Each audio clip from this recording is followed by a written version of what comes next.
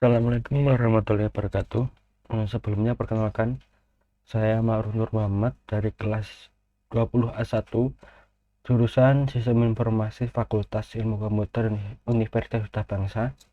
Di sini saya akan mempraktikkan materi SQL atau matkul manajemen administrasi basis data untuk proyek akhir UAS mata kuliah.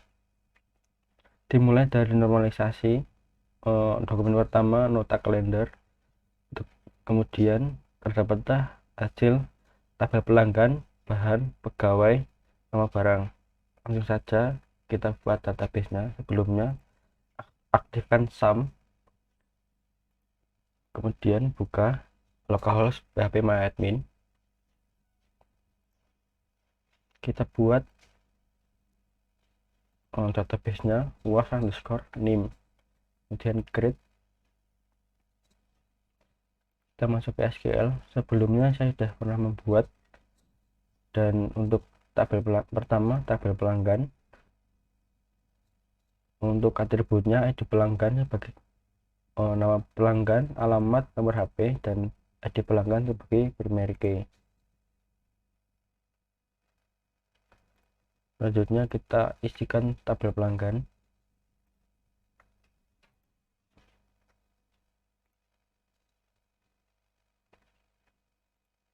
Tabel yang kedua tabel barang.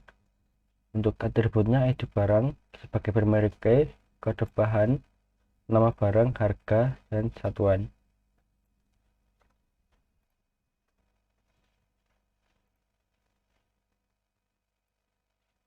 Isi tabel barang.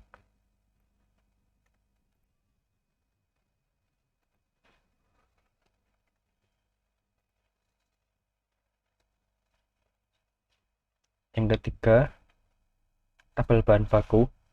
Ada kode bahan sebagai primary key, nama bahan, tanggal masuk, dan stok.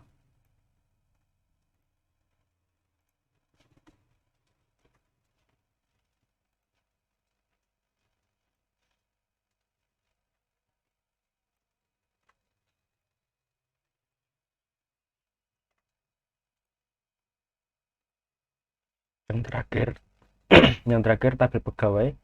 Ada ID pegawai, nama pegawai, tanggal masuk, alamat pegawai, telepon pegawai, dan ID pegawai sebagai primary key.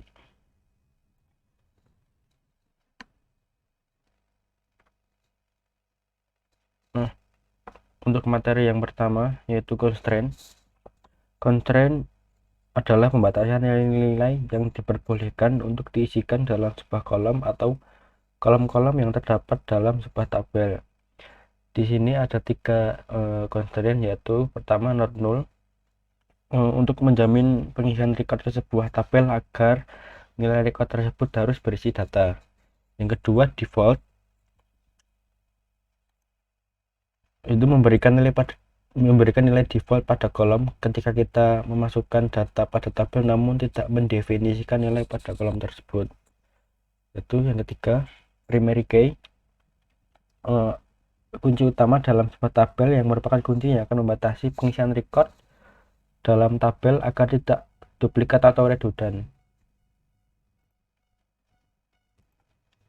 Kita kemudian isi tabel pegawai.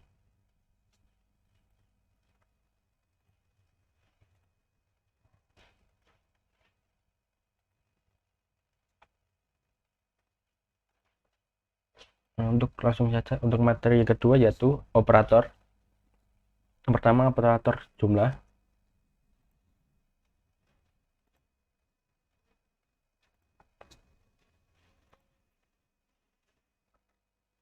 Dalam query select nama barang, harga, satuan. Kemudian harga plus 5.000 sebagai kenaikan dari tabel barang. Dan hasilnya seperti ini. Harga awal, kemudian harga kenaikan ditambah 5.000. Selanjutnya pengurangan.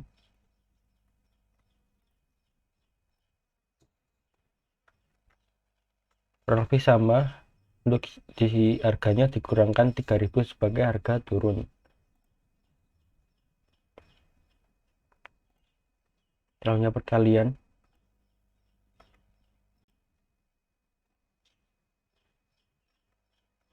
harga dikalikan 10% atau 0,10 sebagai harga diskon.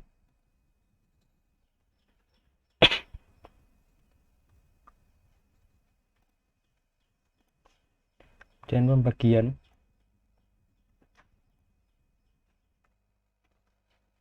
harga dibagi 2 sebagai harga diskon.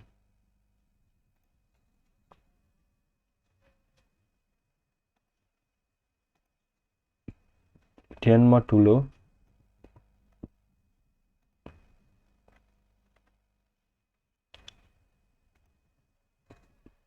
dan menghasilkan seperti ini sisa.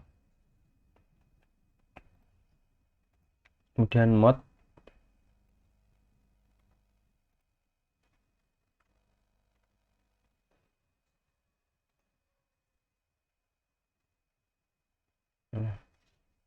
seperti ini hasilnya, dan div kebalikan dari operator mod.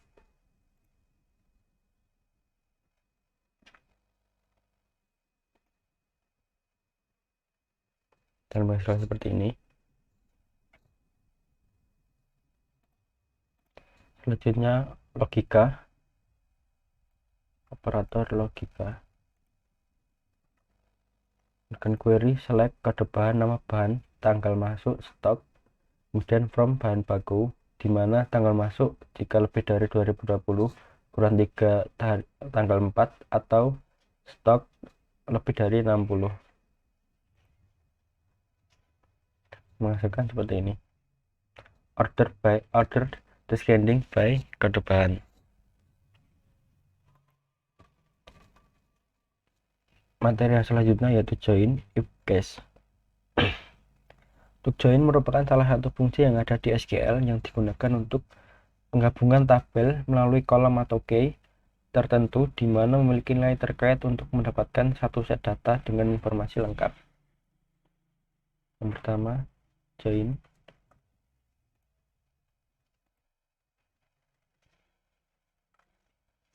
Menggabungkan tabel barang dan tabel bahan baku. Menghasilkan seperti ini, kode bahan, ID barang, nama barang, harga satuan, nama bahan, tanggal masuk, dan stok. Yang kedua yaitu inner join.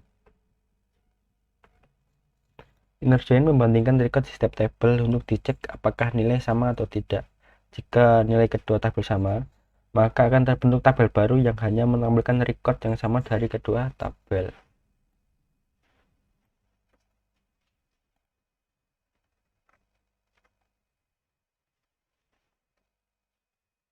Untuk query-nya select from bahan baku, inner join barang on bahan baku kode bahan sama dengan barang kode bahan.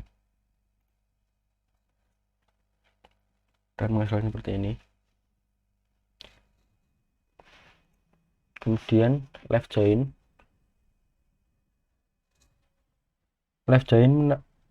menghasilkan nilai berdasarkan tabel kiri left table dan nilai yang sama di tabel kanan atau right table.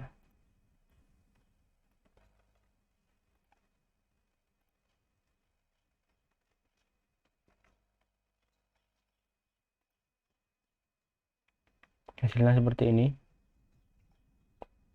Kemudian right join hampir sama seperti left join, yang hanya yang menjadi master adalah tabel kanan.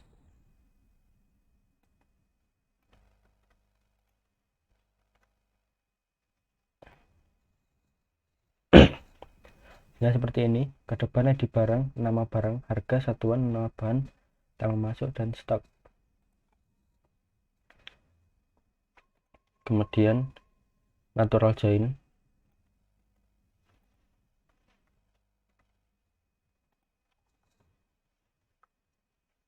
menggabungkan dua tabel. Hasilnya if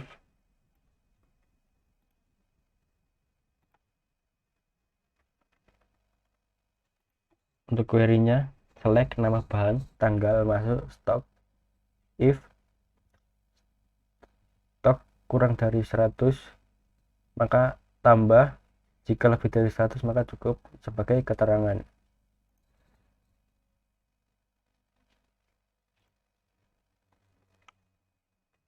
Penghasilan tabel seperti tadi. Kemudian cash.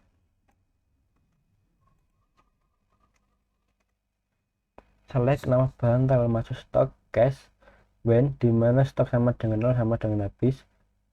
Stok kurang dari 120, hasilnya sedikit. Stok lebih dari 120, hasilnya cukup sebagai keterangan. Nah, seperti ini keterangan. Sedikit cukup, sedikit cukup, cukup.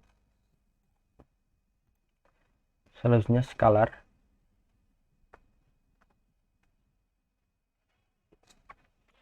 Rect yaitu dua huruf kana yang diambil dari atribut tanggal masuk.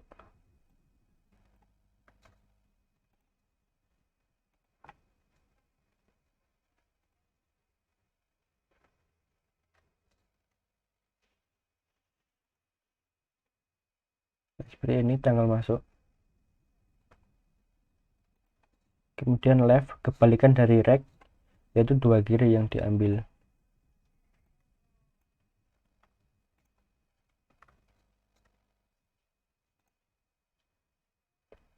Yaitu tahun masuk. Dari SQL-nya nama gawe left, tanggal masuk diambil 4 angka. 4 sebagai yang diambil sebagai tanggal masuk. Nah, ini hasilnya. Kemudian substring.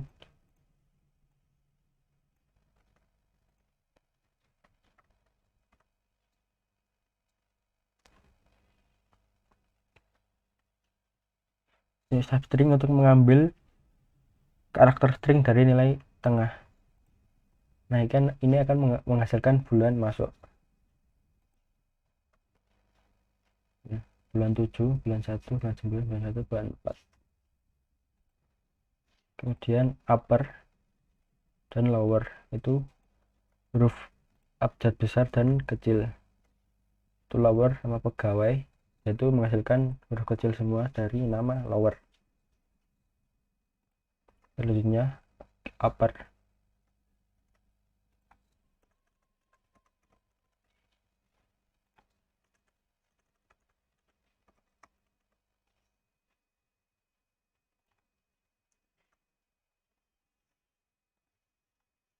Seperti ini.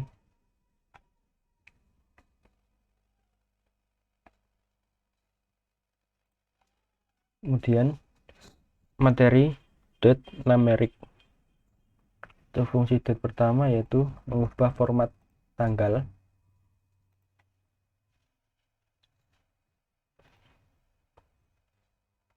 Nah, select nama pegawai, tanggal masuk, date format yaitu mengubah tanggal masuk menjadi WDMY yang berarti week, day, month, dan year. Nah, kemudian seperti ini. Yang awalnya formatnya seperti ini menjadi hari, tanggal, bulan, dan tahun. Kedua yaitu string to date, dan stem div.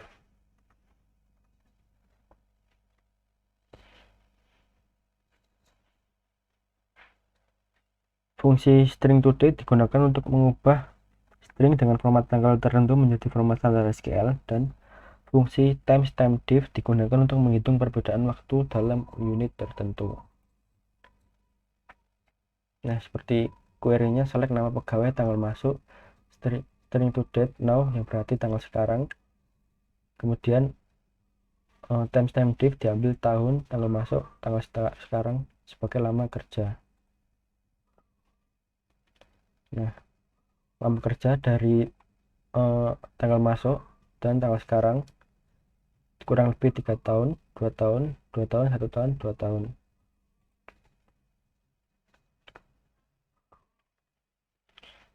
Kemudian curedate date div.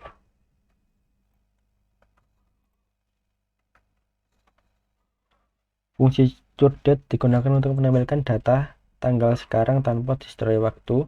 sedangkan fungsi diff digunakan untuk mencari selisih dalam hari.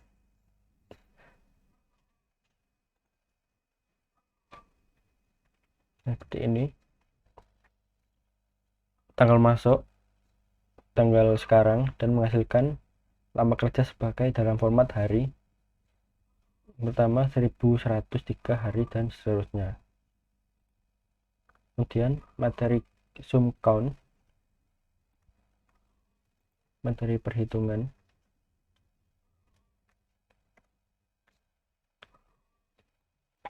Dengan query select count if year tanggal masuk sama tahun 2020, nama pegawai 0, as pegawai baru 2019. Nah, untuk pegawai baru 2019 ada 2 pegawai. Mari kita cek. 2019 ada 1, 2 yaitu Dandi dan Nova. Selanjutnya sum if.